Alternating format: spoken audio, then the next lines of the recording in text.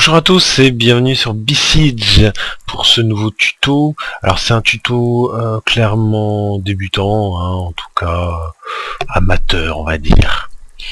On va axer ce tuto sur une chose unique, enfin sur disons une chose que j'ai décidé de développer sur 3 points. C'est le fait de, enfin c'est le roulement, hein, le roulement de base à roue, c'est-à-dire le déplacement avec 4 roues ou plus, hein, comme vous voulez.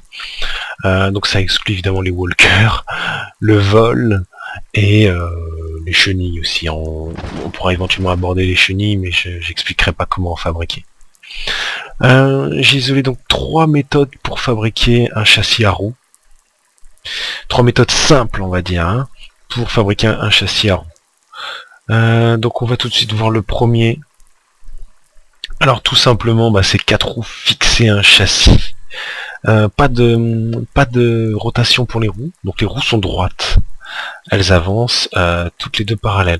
Alors il faut savoir donc que là on va circuler à la manière de comme un véhicule à chenille, c'est-à-dire que les roues de gauche sont sur un bouton et les roues de droite sont sur l'autre bouton, c'est ça qui va nous permettre de tourner. Éventuellement on peut activer à l'avant celle de droite et à l'arrière celle de gauche, ce qui permet de tourner plus vite. Mais là je fais le malin parce que le châssis est tout, enfin je veux dire il est tout nu quoi. Il n'y a pas de construction complexe dessus. Mais si vous amusez à faire ça rapidement avec beaucoup de choses posées sur le châssis, la force centrifuge pourrait créer des vibrations.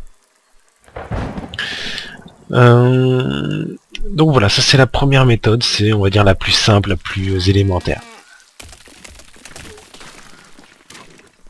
On va regarder un petit peu aussi comment on le fait en détail. Donc vous allez sur la clé à molette, le Keymapper. Donc vous programmez sur 2 boutons l'un sur l'autre. Par exemple, moi j'ai mis 6 et 3 pour faire avancer, pour faire avancer la droite, et de l'autre côté j'ai mis 4 et 1 pour faire avancer la gauche.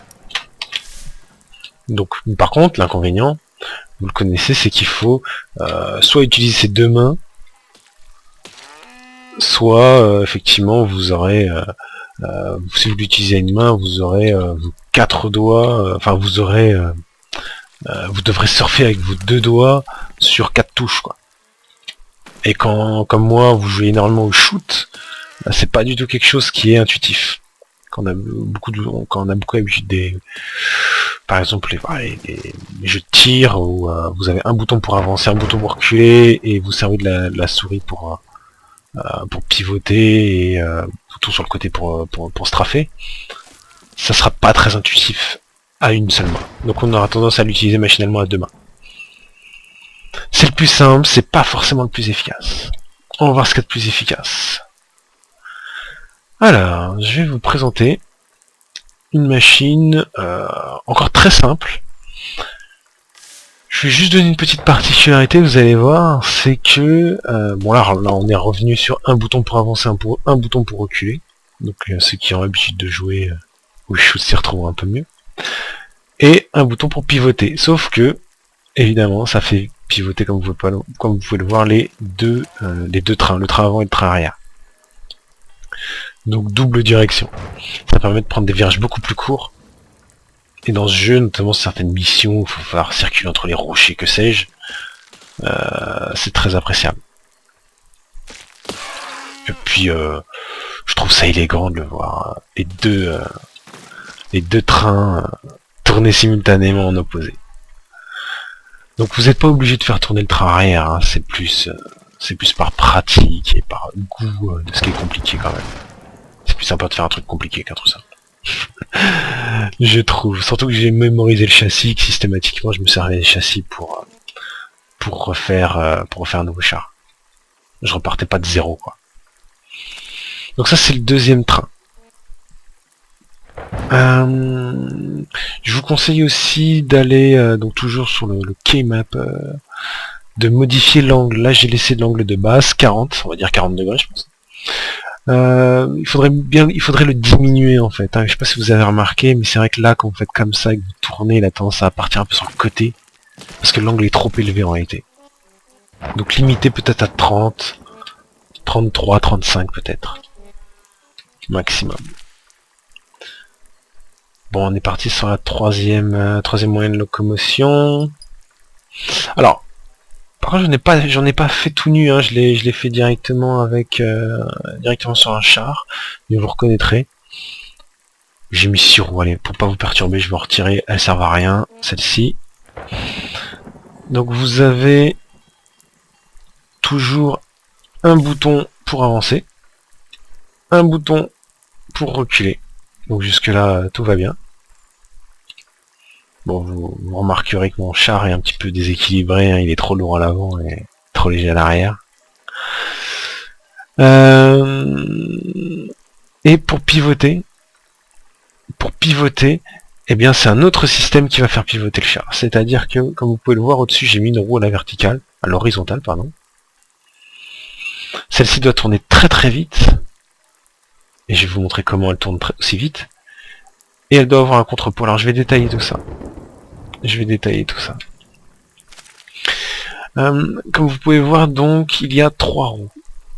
2 petites roues qui servent à donner de la puissance, de la vitesse. Et une grosse roue qui va servir, disons, à ce que les contrepoids soient plus loin de l'axe et donc une plus grande force. En regardant un petit peu le détail, donc j'ai mis la vitesse à 1,5 au lieu de 1. Éventuellement on peut le mettre à 2, mais quand je mettais à tout à 2, ça avait tendance à casser, hein, donc j'ai laissé à 1,5. Et effectivement c'est la gauche et la droite qui provoquent la rotation. Et pas, parce que de base c'est avant et arrière qui provoquent les rotations. Donc là il faut mettre gauche et droite pour provoquer la rotation. Le deuxième c'est exactement la même chose. Et le troisième, bah, toujours pareil. Sauf que c'est une grosse roue et que j'ai mis sur la grosse roue des contrepoids. Là j'ai utilisé tout simplement le lien.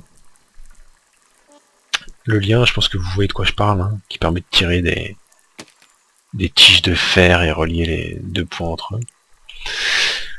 Évidemment, vous devez le faire de façon équilibrée. Sinon, la roue, bah, elle va tourner de travers, elle va évidemment éclater. Donc voilà. Donc, suffisamment vite pour pouvoir faire tourner le char, et pas trop vite pour que ça ne casse pas. Le socle aussi doit être solide.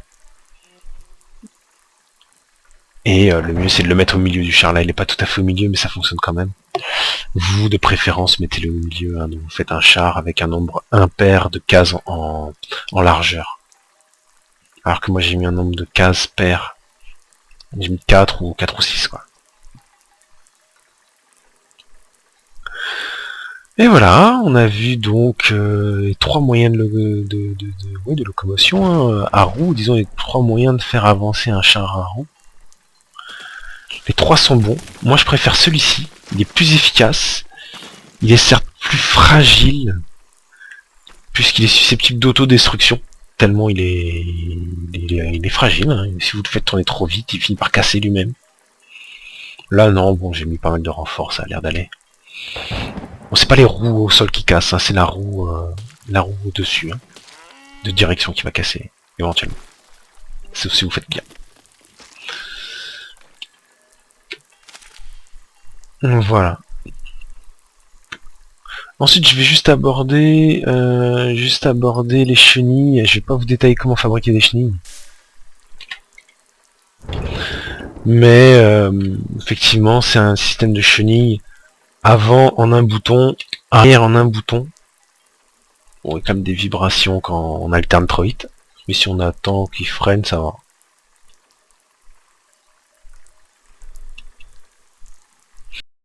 Et en rotation, j'ai laissé effectivement le système dont je viens de parler.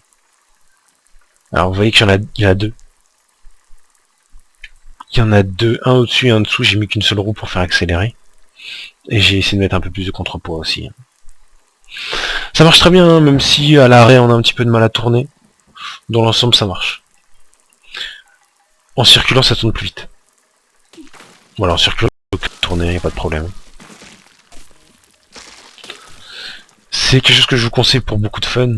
C'est pas très pratique parce qu'on peut pas y mettre de gros canons, ou que sais-je moi, des scies circulaires, etc. On peut pas trop en mettre parce qu'il n'y a plus beaucoup de place.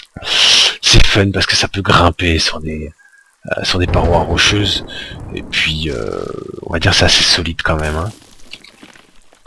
Vous tapez directement avec les roues, hein, vous voyez, hein, c'est des plaques de métal solides. Donc c'est plutôt fun, c'est plutôt fun. C'est plus fun qu'efficace, mais c'est assez fun quand même. Et effectivement, on peut le faire éclater en le faisant tourner trop vite. Ouais, je commence à perdre des parties.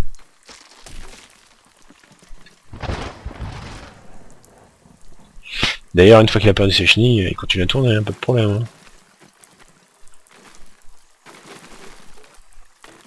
Ah, peut-être avoir le mouton, hein, le yak. Non, tant pis. Et voilà. J'ai fini une autre vidéo qui aborde les machines volantes. Donc si vous êtes intéressé, allez-y. N'hésitez pas. J'ai fait plusieurs machines volantes, notamment un bombardier. Ah, qu'il est beau. Qu'il est beau.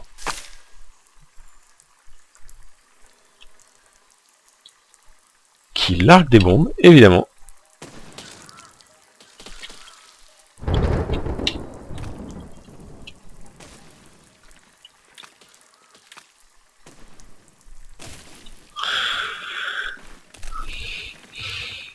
Et voilà.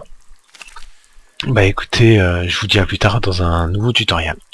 À bientôt. Au revoir.